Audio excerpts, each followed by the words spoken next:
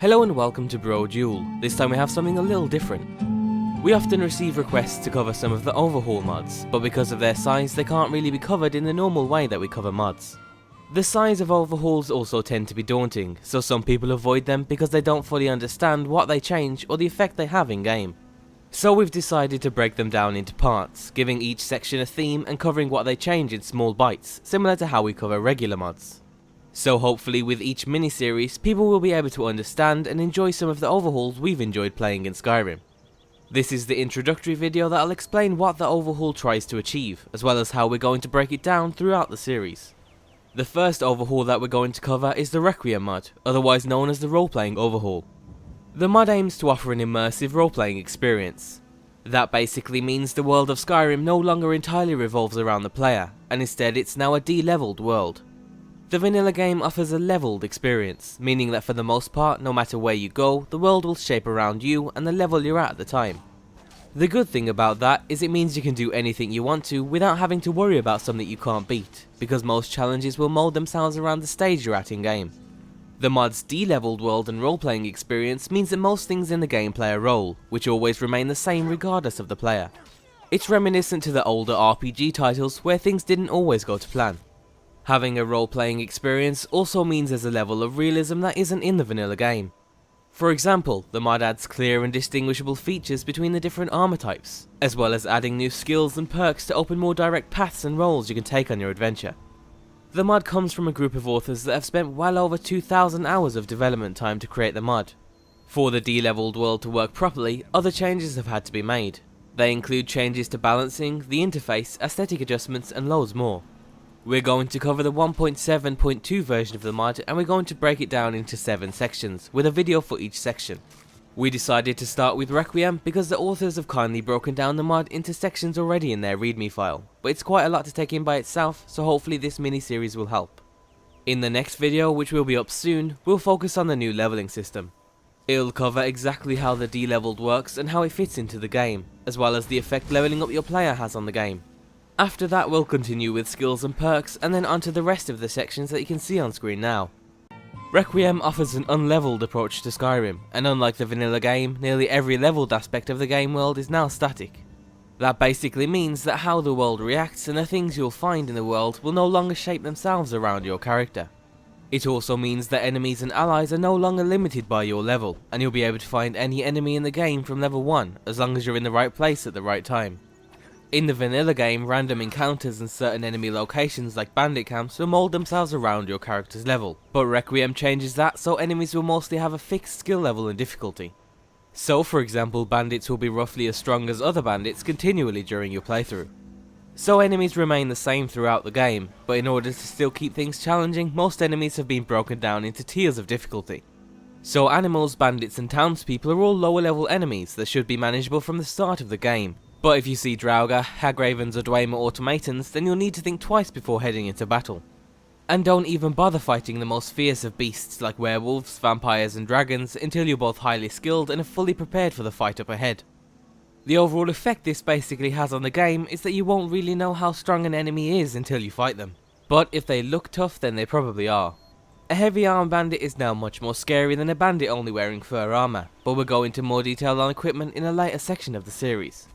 But just keep in mind that this is a role-playing mod, so you'll need to put yourselves in the shoes of your character and ask questions like, is fighting a troll a day or two into your adventure a good idea? Probably not. You'll have to ask even more questions before heading into a dungeon. The effect the mod has on them varies, but you might be able to clear parts of a dungeon, but then you might have to consider fleeing from enemies that lurk lower down. Generally dungeons are much more difficult and it's best to build yourself up in the open world before heading into unknown territory. However, once you're skilled enough to face a dungeon, the loot you find inside might make it all worth it. That's because the mod also removes the leveled list for items too, which means merchant wares, random loot and more will now be purely random instead of based on your character's level. That means you could find rare gear after just opening one chest, but of course that's very unlikely to happen. However, exploring more dungeons and unlocking more chests will increase your chances of finding better loot, similar to older RPGs. The same changes also affect quest rewards. What's great is that the mod takes it a little further with some extra detailing. For example, unique NPCs will now have unique stats, like soldiers who guard a Jarl are obviously more experienced than the average soldier, and now with the mod they actually will be. There's also other changes that you wouldn't even think used to be based on your character's level, like traps. They'll now always be lethal, so you'll have to be extra careful in dungeons. Despite all the changes, the game will still use your character's level for certain things, just so the game is still playable and enjoyable. For example, certain smaller enemies will still be more common or rare depending on your level, so you're slightly more likely to find small mud crabs early on and then larger mud crabs after you level up. Another is that followers are still leveled alongside your character to avoid any overpowered followers, however this might be changed in a future update. And overall, the unleveled world is really the core feature of Requiem. As you'll be able to see in the later sections, the other features all revolve around the new game world to enhance your role-playing experience. Requiem changes the game's skills and perks quite dramatically, changing the way you level up and coming with completely redone skill trees and perks. But first, let's start with skills. Leveling up your skills in Requiem is very similar to the vanilla game. For the most part, you still attack things with a one-handed weapon to level up your one-handed skill tree. However, generally speaking, the amount of experience a skill level gives is lower than in the vanilla game. That means it's going to take some more skill levels to gain an actual level on your character. However, with Requiem, new characters start with only 5 levels in each tree that isn't their race's speciality, compared to the 15 levels in the vanilla game, so there's more skill levels to gain. Certain trees have also had the way you gain XP for them changed. So now with Requiem, you'll slowly receive experience for running and sprinting in your armor. Smithing also uses a new formula to give exponentially more experience for valuable items, which removes the grinding you'll have to do in the vanilla game to level it up. Breaking a lockpick and disenchanting also won't give any experience like they do in the vanilla game, but on the upside, enchanting and successfully picking a lock grant a little more experience to compensate the loss. On top of that, external methods of gaining skill points have also mostly been nerfed. Skill books will now only increase your skill level a bit instead of giving you a full level. Trainers have also been halved in number and the amount of experience they give lowered. All of these changes were made to enhance the idea that with Requiem, perks will have much more of an impact on how skilled your character is. And because leveling up is a little slower, you'll have to think carefully about where you'll spend your perk points. When you start the game, you'll receive 3 free perk points to define your character on your first level.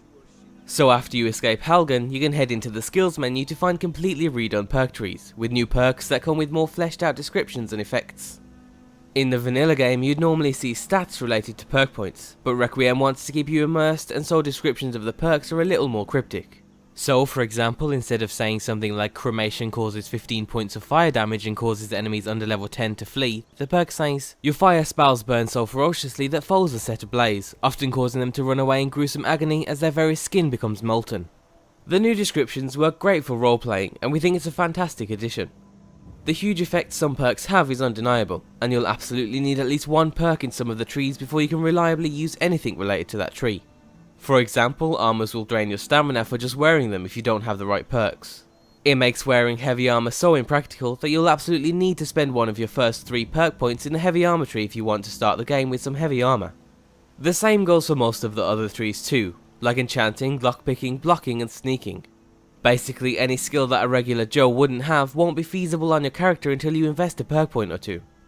In general, the new skill trees and perks work in a way that makes jack-of-all-trade characters a much harder thing to accomplish. Most trees have also been broken down into multiple paths where necessary. For example, the one-handed perks make the difference between swords, maces and axes much more noticeable with the addition of extra swing speed and armor piercing.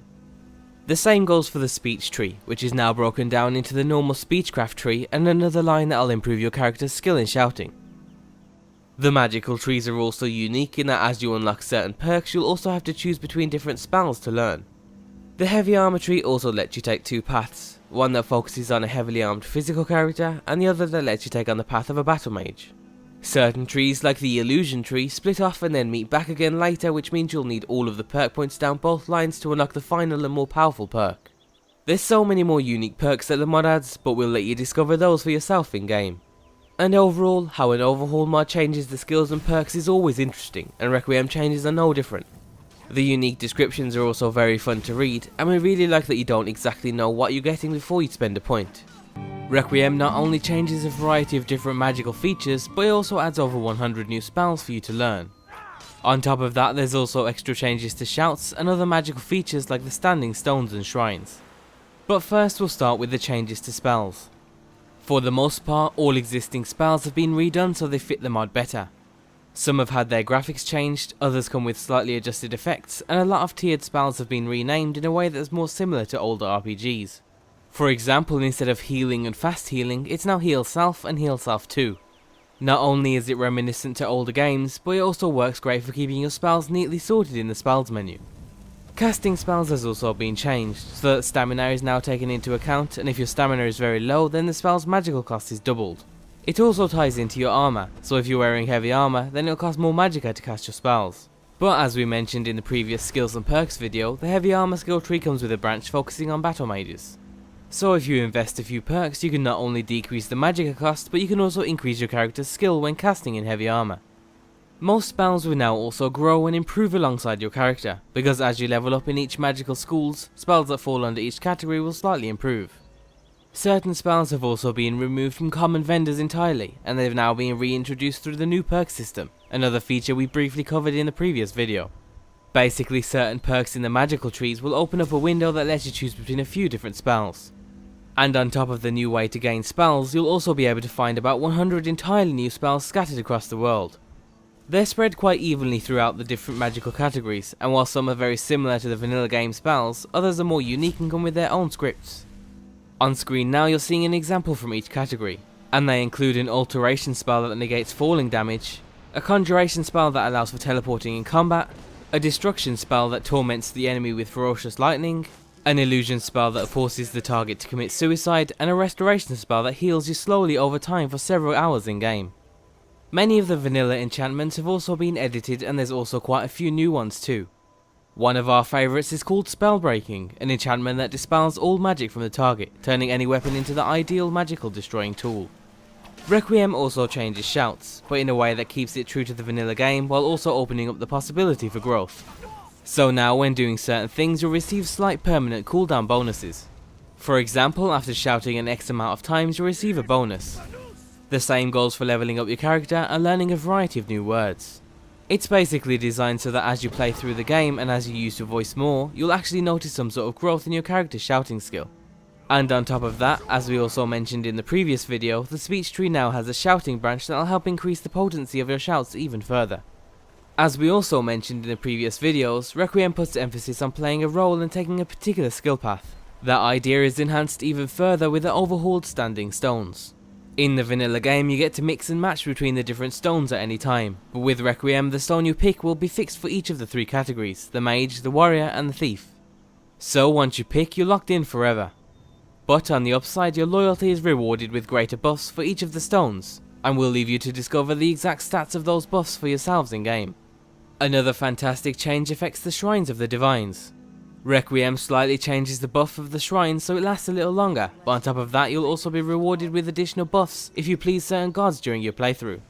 For example, if you gain Mara's blessing after clearing her temple quest, then you'll receive a permanent health buff. What's great is that certain decisions you make lead to certain gods refusing to bless you. We're always a fan of seeing how the game reacts to certain decisions we make during a playthrough, so we thought this was a great idea. And overall, the list of changes to magic with Requiem is quite long, but it's also quite simple. The new ways to gain spells is natural, as are the extra and more direct magical paths your character can take.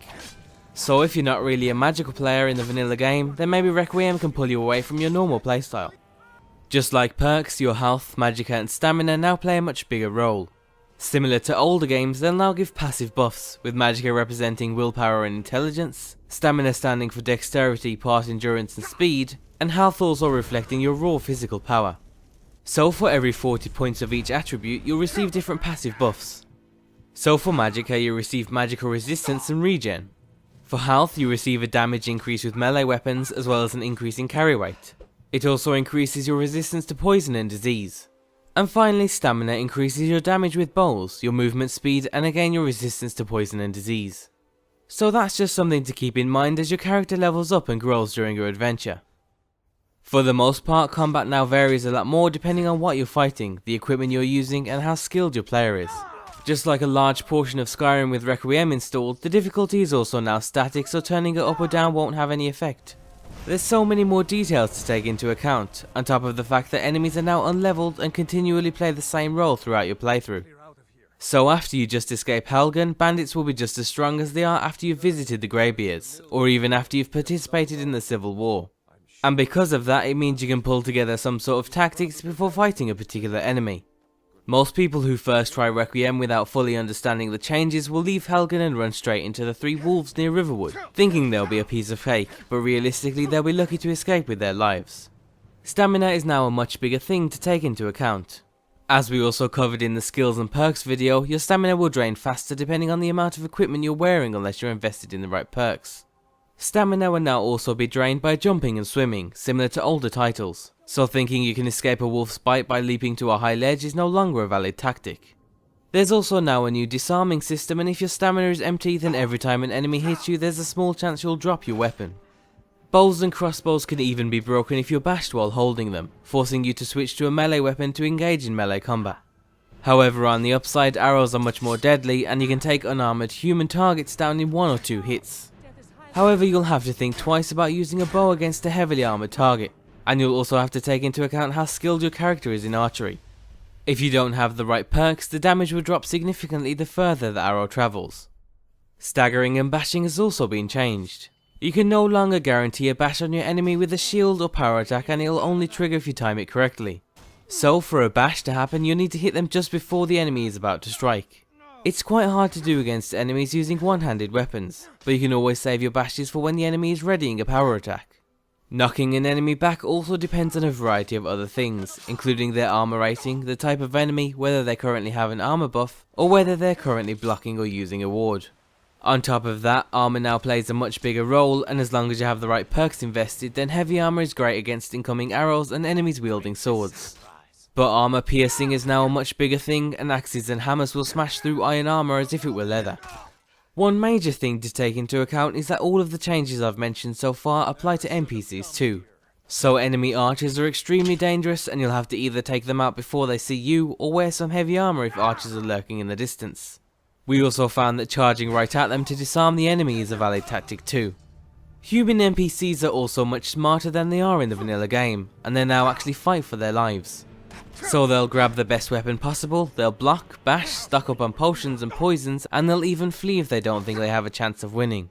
What's great is that animals are more likely to flee because their natural instinct kicks in, but certain proud races would rather fight to the death than flee like a coward. Unique NPCs also come with unique traits. For example, experienced mages will most likely use spells like Detect Life to find you if you try to hide by sneaking. Creatures with no clear vulnerable anatomy also can't be sneak attacked to get the bonus damage. Draugr are also much more difficult, and they're essentially walking tanks without pain or emotion, so arrows and one-handed weapons won't do much. Dragons are now truly gruesome creatures. They're protected by a strong shell of scales, giving them a high armor rating. They're also resistant to the element of their breath, but to counter that, dragons with Requiem will follow their colour pattern, so red and yellow dragons will always use fire and white ones will always use frost. And that's pretty much everything you need to know to have a fighting chance with Requiem. We used this example in a previous video, but it also applies here too. Requiem is a role-playing mod, so before heading into a fight, put yourself in the shoes of your character and think accordingly. Archers hit hard, so take them out first. Mages are extremely powerful, but lack any kind of armor, so an arrow or two into their back will silence them before the fight even begins. As long as you think like that, you should be fine. Right from the start of your playthrough, you'll be able to notice some changes to the game world. Requiem offers a more fleshed out Helgen, and you'll be able to find a wider variety of loot available, as well as some more background information in the form of books and notes. However, Requiem changes more than just Helgen, and you'll find hundreds of hand-placed items and creatures scattered across the world. The items and creatures were chosen based on a variety of things. Some were purely for atmospheric reasons, and others to balance the early quests. On the other side of that, certain quests will have been edited to be harder. For example, the Daedric quest will now include higher level enemies. Requiem also changes the user interface.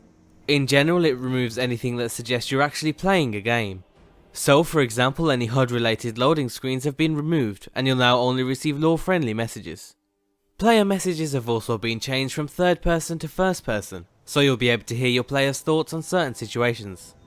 There's also unique effects for your character's state of mind, so if you're poisoned, drunk or on drugs, you'll be able to see the new visuals.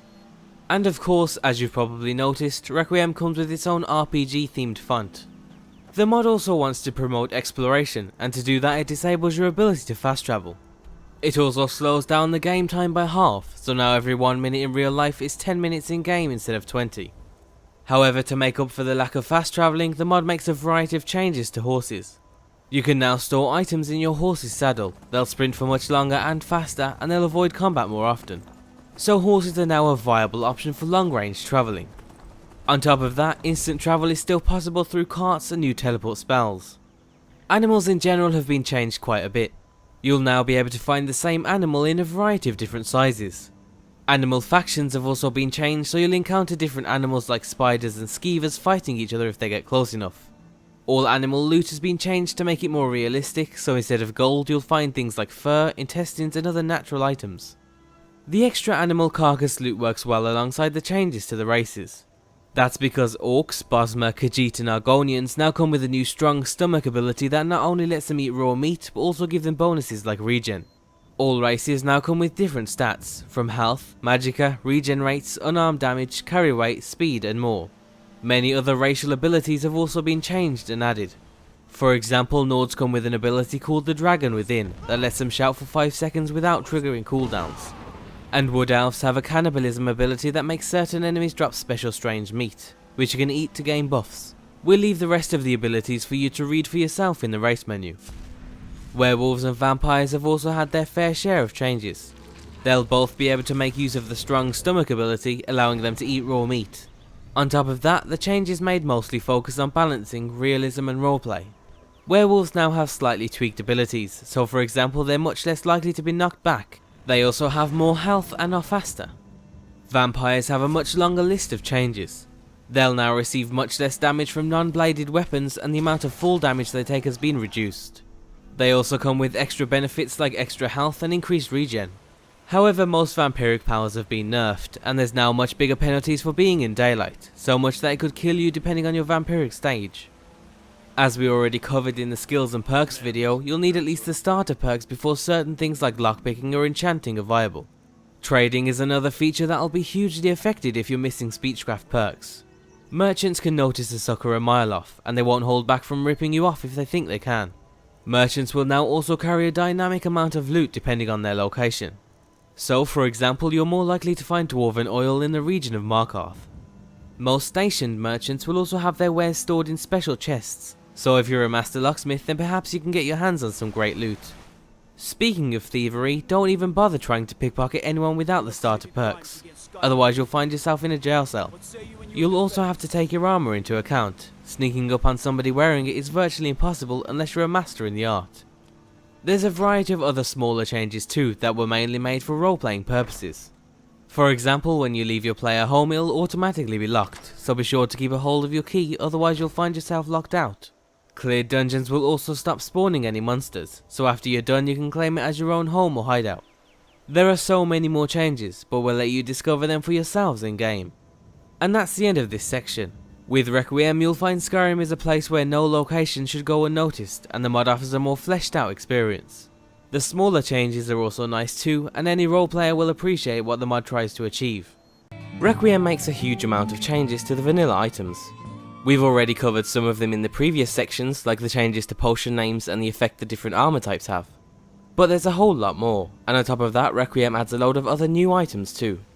The new items include weapons, armors, food, hunting loot, recipes, books, unique items and more. Some of the new items were taken from other popular mods, and others were created just for Requiem.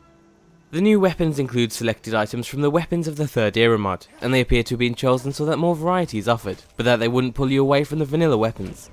They include things like some clubs, longsword sets and battle staffs. Speaking of staffs, Requiem overhauls them entirely and offers a wider variety of staves for any staff users. So now you can craft and find variants of wooden, silver, glass, ebony and daedric staves, opening up even more roles for you to play. The new armors are also handpicked from other mods like immersive armors, and Requiem also unlocks certain unobtainable armors from the vanilla game. They include the Greybeard robes, executioner gear and more. The new foodstuffs include milk, water, mud crab meat and some other basic items that were missing from the game. The new hunting loot means you'll be able to find more fats, hearts, claws, fur and meat. Perfect for any beast race character that comes with the new strong stomach ability that we covered in the previous video. The new books are a mixture of handwritten ones from the mod authors themselves and books from previous Elder Scrolls titles. And finally, the new special items created just for Requiem include loads of things, but the ones that stand out are the Bag of Holding, an item that increases your carry rate, and the new teleport scrolls that you can use to counter the fact that you can't fast travel. All of these new items have been added in the most seamless way possible, and it'll be as if they were in the game all along. Requiem also comes with a new meltdown system, so you can melt down your old items for ingots. If you're skilled enough and have the correct perks, you can also grind down other items like rubies and sapphires to create glitter dust that you can use for alchemy. Trained alchemists can also make new oils that are forged that deal elemental damage as well as dealing unique effects. Alchemy is also now a more viable role, because Requiem rescales how effective and powerful certain ingredients are. For example, Nirn roots are now much stronger than normal ingredients, and Daedra hearts are so powerful that poisons created using them can take down even the toughest of foes. On the other side of that, everyone including those that are completely untrained in alchemy can make a new healing poultice item. You just need the recipe from one of the many vendors across Skyrim, and then you'll be able to use a mixture of ale, Blue Mountain flowers and Tundra cotton to make this bandage-like item.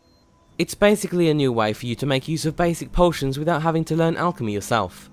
Other new items include unique elemental arrows for extra fire, ice and shock damage. And speaking of arrows, they now have actual weight, so you can't just carry hundreds of them without any consequences. The weight of the arrows depend on the type of arrow, so for example wooden arrows weigh less than Daedric ones. Gold, which is now called septims, also weigh something, so you'll have to actually store any excess gold after a day at the markets. As we already partially explained in the previous sections, food has been changed so it no longer recovers health but instead recovers stamina and magicka. It can also only be eaten for the buffs outside of battle, and of course you need to be sure to cook the meat unless you're one of the beast races. As a counter to that, cooked meals give longer and more effective buffs for human characters. Requiem also makes a variety of changes to random miscellaneous items, including changes to weight and value that the authors felt were a little off. So now stealing certain items can turn a big profit, but as you'll find out early on, stealing those items is much harder in Requiem without investing in the right perks. For the most part, Requiem leaves Skyrim's unique items alone, as to not interfere with the lore or story.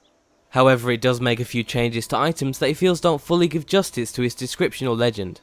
For example, the dragon masks have buff stats to make them truly powerful and unique.